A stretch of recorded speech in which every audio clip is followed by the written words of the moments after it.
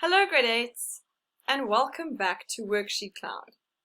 This is grade 8 English, and again, if you have a question, please send an email to grade8@worksheetcloud.com. Hello again and welcome back. You all know I'm Mrs. Goslet, and for those of you who are new, welcome. Yesterday we looked at figures of speech. We looked at the definitions and we looked at specific examples. Today we're going to look at poetry, so I hope you are excited for today's lesson. Please grab a notebook and pen, just have that handy. Today's poem we're going to look at is called High Flight, and it was written by John McGee Jr. So I'm going to read the poem and you can follow with me. I've only got the first 8 lines on the screen for you because we're only going to specifically look at the first 8. And then I'm going to read the whole poem for you so that you get a bigger picture. Oh, I have slipped the surely bonds of earth and danced the skies on laughter's silvered wings. Sunward I've climbed and joined the tumbling mirth of sun-split clouds, and done 100 things you have not dreamed of. Wheeled and soared and swung high in the sunlit silence. Hovering there, I've chased the shouting wind along and flung my eager craft through the footless halls of air. Up, up, the long delirious burning blue, I've topped the wind-swept heights with easy grace, where never lark or even eagle flew, and while with silent lifting mind, I've trod the high, untrespassed sanctity of space, put out my hand and touched the face of God. Now this poem, it sounds like is in the sky, and if we look at the title, hopefully you high flight. So something is in the sky and it's high up. So if you look here, it says, my eager craft. So it is an aircraft. So it's this person and they're high in the sky and it looks like they're having so much fun. Wheeled and soared and swung. Okay, so we're going to look at it. Who is our poet? Now, I always like to give you some information so that you have a better understanding. John was a pilot, okay, so that makes sense why he would have this passion and love for being high in the sky, who flew during World War II. Sadly, he was killed on duty, but he was his happiest when he was flying. So this gives us an indication that this poem is going to be a happy poem.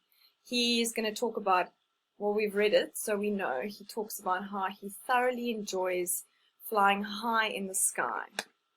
You can see it tells us when he flew, he felt at peace. So there's nothing better than having that place where you can go to, or having that thing that you're good at, or just having your home or your bedroom or a safe place where you can just feel yourself and at peace. So the title, it's important when we do poetry or even when you are testing an exam that you fully understand the title, because a title is not just willy-nilly, I'm going to make something up quickly. It's going to tell us about the poem. So if you look here, the title, what does the title tell us about the poem? It tells us everything. He loved to fly high in the sky, so it's a high flight. Look at how beautiful those clouds are. So if you can just imagine yourself alone in this beautiful aircraft, going through these sun-split clouds. So that's the image that they were talking about there, the sun-split clouds. And maybe you can pick up on something else there. So we're just going to look at the octave, and we're going to get into the structure just now. So for line 1, it says, "Oh, I have slipped the surely bonds of earth." And we can see there the figures of speech, or the figure of speech that they're using is the repetition of the consonant sound. Remember, I taught that to you yesterday. And this is called alliteration. So slipped the surely bonds of earth. Remember, I said it doesn't have to be a whole sentence. They've just used the S there and the S there. And this is an image of freedom. He's no longer there on earth. He's high in the sky where you can do what you want. There's a sense of freedom, and it's creating this peaceful tone because he's happy up there. Because here, bond, if you're bonded to the earth, means you have to be there. We all don't have the choice to jump into an airplane and just go fly in the sky. Line 2 says, "And dance the skies on laughter-silvered wings." Now, again, a plane can't dance.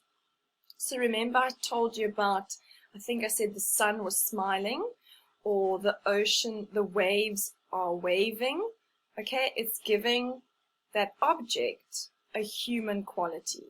So the plane can't dance, but they're trying to show the movement. And elation is absolute happiness and joy. So his plane is happy as he flies. Line 3 to 4. "Sunward I've climbed and joined the tumbling mirth of sun-split clouds and done 100 things." So mirth means happiness or cheerfulness, something with along those lines. We'll just go up here. So there's this heavenly angelic image as the sun shines through the clouds. Remember I showed you that photo? I'll go back there quickly. There's this beautiful image, and that's what they're trying to create there. Then line 7 to 8. "I've chased the shouting wind," personification. Wind doesn't shout. "And flung my eager craft through footless halls of air." So it's talking about the fast movements of the plane as he is alone in the sky. So he's having so much fun while he's flying, and he speaks about this personification, the shouting wind. Remember, the wind doesn't shout, so just trying to give us more color and a better picture for us to understand. Okay, so now the structure, we call this an Italian sonnet. Now in grade 8 you will learn there are 2 types of sonnets. Okay, the Italian, or also known as Petrarchan. But I always tell my grade 8s, try stick with Italian because it's easier to spell and easier to remember. But if you want to be fancy and remember a bigger word, Petrarchan. Then the other one is the English or Elizabethan sonnet. And that has a set rhyme scheme with 3 quatrains and a rhyming couplet. So always look at the bottom of the poem and see, do the last 2 lines rhyme? If they do, it's an English sonnet. If they don't, then you've got to look. First checkpoint is 14 lines. That tells us it's a sonnet. Then we've got to look. It's split into 8, which is called an octave, and 6, which is called a sestet, which makes up our 14 lines. Okay, so it's important to note that. There's also a fixed rhyme scheme, but we're going to look at the octave. So the octave talks about the fun of flying, the joy it brings him, the happiness, all of that. Then the sestet, which we didn't really look at in depth, but I did read it to you. It talks about where eagles don't fly, because it's too high. And it talks about how silent it is up there, and there's a sanctity of space. So it's very, what's the word I'm looking for? It's precious. It's something he looks forward to. And he says in the last line, put out my hand and touched the face of God. So he's so high up in the sky, he feels like he can touch God. Okay, so the sestet, the last 6 lines, focuses on the religious aspect of flying. Okay, so they could ask you in a test, what is the structure, or explain the structure, or explain what an Italian sonnet is. So you must know that Italian sonnet has 14 lines, and it's always going to have an octave or a sestet. Okay, and there's the rhyme scheme.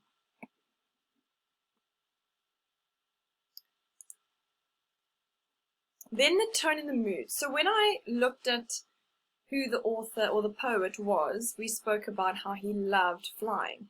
And I said this is going to give us an indication of what he's going to write about. A lot of poets write about specific things. Some poets love nature and they admire nature. So they write a poem just about trying to show you how beautiful nature is. Or they write about love. Or they write about the horrible things of war. So they protest war.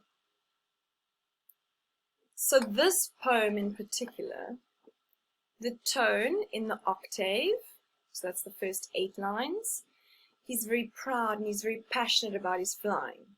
He's proud that he can get into this plane and go there. The sestet is very serene, it's peaceful, and it's sincere. And the mood is our atmosphere. So when you read it, what do you feel? I feel happy, I feel content, I actually want to just jump up and go to the sky. Well, I want to be in the back with him, going around, doing those maneuvers.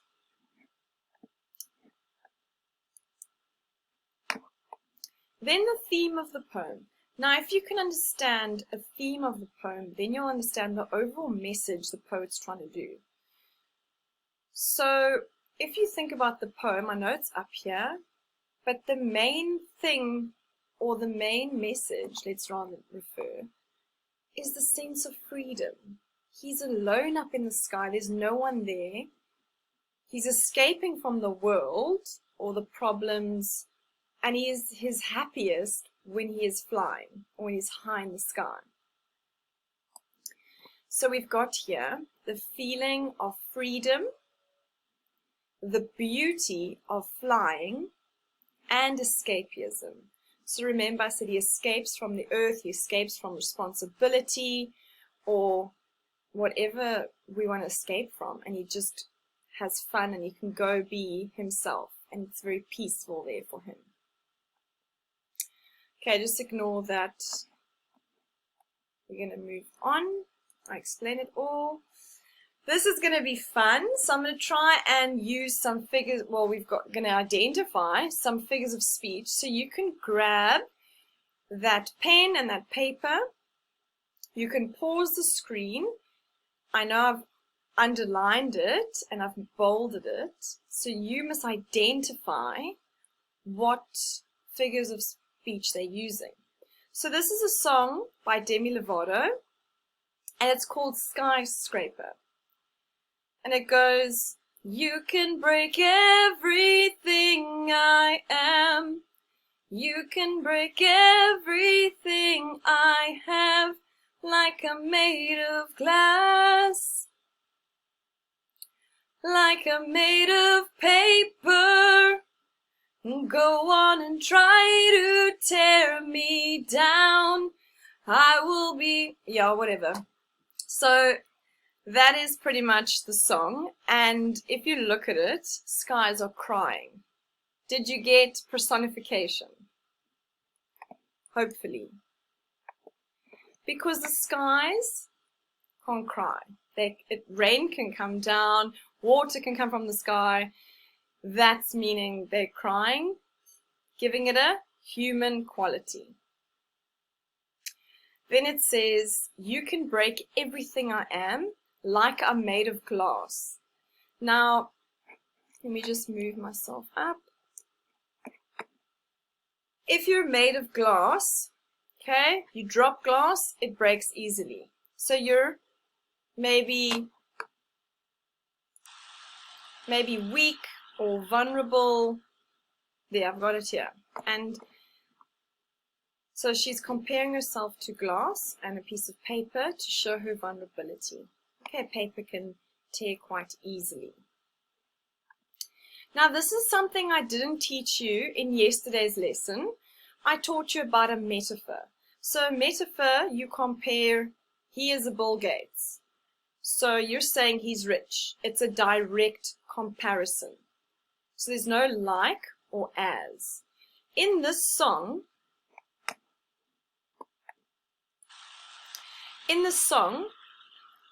Demi Lovato is talking about her struggles and her challenges. So an extended metaphor starts at the top and it goes right down.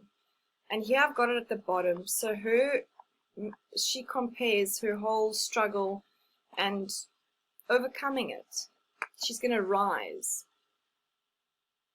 Like a skyscraper, and a skyscraper, we all know, sorry, those tall buildings. So you can break me down, but I'm going to rise up like a skyscraper. All right, Katy Perry. Love this song. Firework. So she sings, do you ever feel like a plastic bag drifting through the wind, wanting to start again? Do you ever feel already buried deep, 6 feet under screams and no one seems to hear a thing? Do you know that there's still a chance in you? You just gotta ignite the light and let it shine just all the night like the 4th of July. And so she carries on.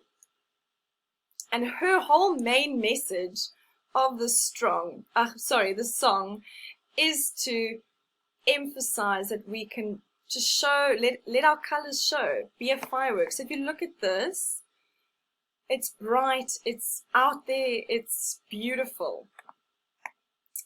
So I've got it here that the like, so do you feel like a plastic bag? That is a simile, so comparing yourself to a plastic bag. And then again, do you feel so paper thin like a house of cards?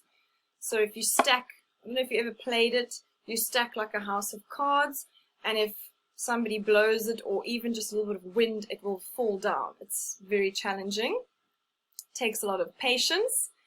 And then the last part, just own the night like the 4th of July, and that's relating it back to fireworks. In America, they have the 4th of July.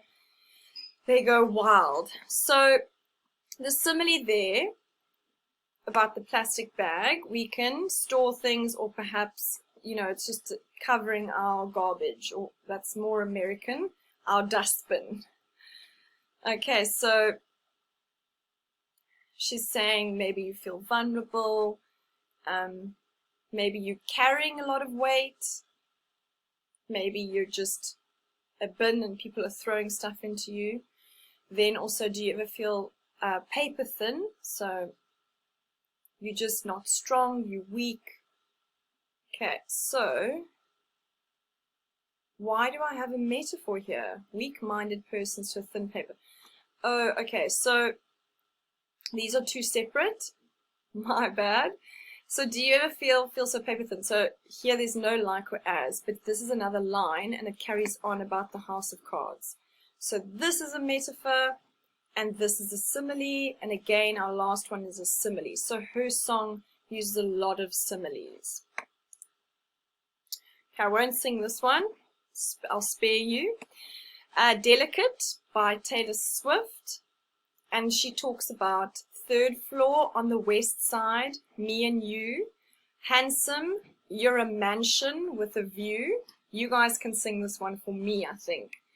So handsome, you're a mansion with a view. So she's talking about a guy. And this is a metaphor. She's describing this person as a mansion, so that big, big, big house. She's expressing that he is both beautiful on the inside and out. So she likes his personality and his good looks. Okay, that's a winner. Obviously, if you get a guy who is good looking or if you find him attractive and he's got a nice personality. Titanium. Oh, one of my favorites by David Guetta and Sia. So you shoot me down, but I won't fall. I am titanium. Okay, so she's saying at the bottom, I am titanium. She's not saying I'm like titanium because that would be a simile. So she is using a metaphor. So titanium is a chemical element that is known for being low in density and very high in strength. In this song, the writer uses the metaphor titanium to describe their emotional strength and power. So if you say, I'm titanium, you're not going to get me down, I'm strong, that type of thing. She could have just said, yeah, you shoot me down, so you trying to get me down, I'm not going to fall, I'm strong.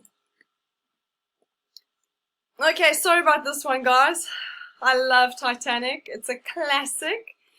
And who doesn't love a good romance? I mean, Jack and Rose, I know, I just wish she had just moved up a bit on that door. I mean, he could have definitely squeezed on there and they both would have survived. But then we wouldn't be sad and then we wouldn't feel these things. So Celine Dion sings this song and it's called My Heart Will Go On. Love can touch just one time and last for a lifetime and never let those fears go on. Near, far, wherever you are. Oh goodness, you guys must be dying. Okay, so in this one, she's talking about love over here. Love can touch us one time. I actually thought it was love can touch just one time. That's quite interesting. So it's love can touch us one time. So the love here is being personified as touching, as given a human quality. I hope you guys are singing with me. It's okay if you're not. Okay, I won't sing this one, it's fine. We'll just go through it. Let It Go. This is my niece, and I'm sure lots of you, if you have maybe siblings or younger, if you have nieces, or I don't know, little kids love Frozen. It's actually quite a funny story, but a few years ago, I think maybe 4 years ago, my grade 8 class, they were bugging me to watch Frozen. And I kept saying to them, I don't watch animations. I just don't. They're like, no, ma'am, you're going to love it. And I put it off and I put it off. And then I actually heard Demi Lovato cover Let It Go. And so that's how I learned the song. And I was like, okay, what's this big, commotion about Let It Go? So I watched it and I loved it. It was awesome. The music's awesome and it's a very cute story. So let's look at it. The snow glows white on the mountain tonight, not a footprint to be seen. Here it is. The wind is howling like the swirling storm inside. Okay, so we can see the personification and simile in the wind is howling. Remember, can't howl like a wolf. And then the swirling storm inside. Here, the wind is personified and it is being compared to a wolf's howl. There's the like. Okay, so always look for that like and look at the wind or the sun or the moon. Always look at those aspects and see what's what human quality are they giving it? In this case, it's a wolf that's howling. One of my all-time favorite songs, Big Girls Don't Cry. We do cry. I cry. I'm sure a lot of other girls cry, but this is Fergie trying to get her message across. I hope you know that this has nothing to do with you. It's personal, myself and I. We've got some straightening out to do, and I'm gonna miss you like a child misses their blanket. I hope you saw the simile there. So I see it here, the like. She's comparing her missing someone to a child who misses their blanket. And this is quite an impactful image or simile.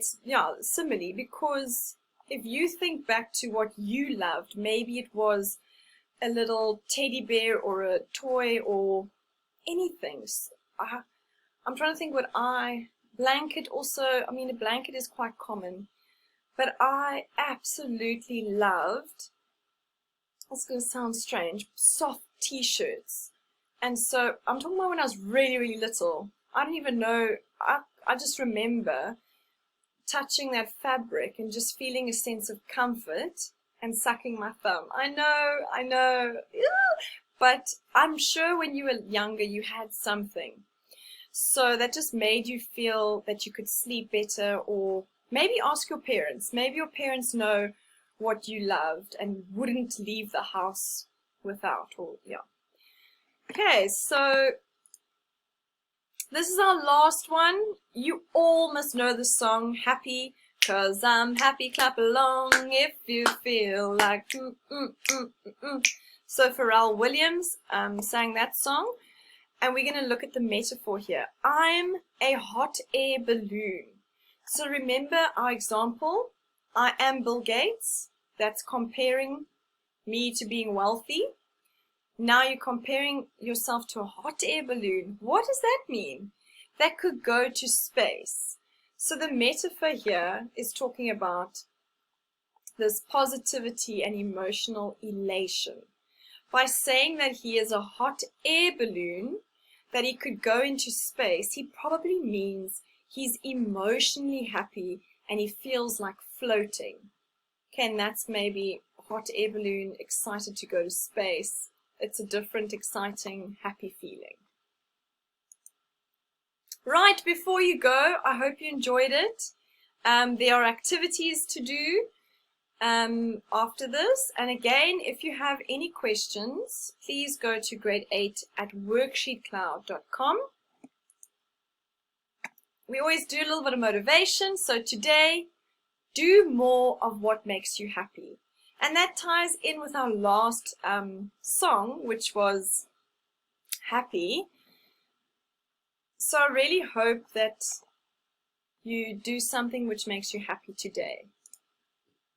Thanks for watching grade 8. This lesson was brought to you by WorksheetCloud.